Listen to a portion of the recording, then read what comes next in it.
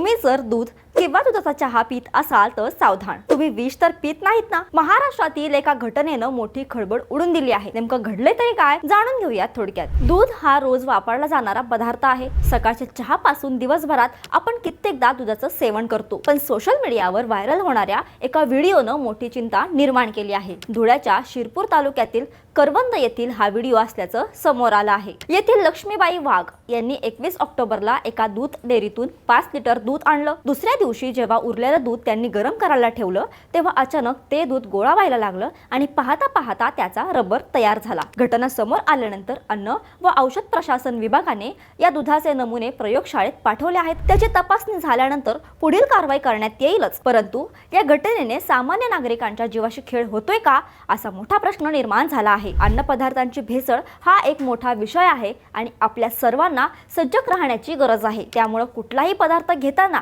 दक्षता बाळगा। जास्तीत जास्त लोकांना हा धक्कादायक प्रकार कळावा यासाठी ही रील आत्ताच लाईक करा आणि तुमच्या जवळच्या लोकांना शेअर सुद्धा करा।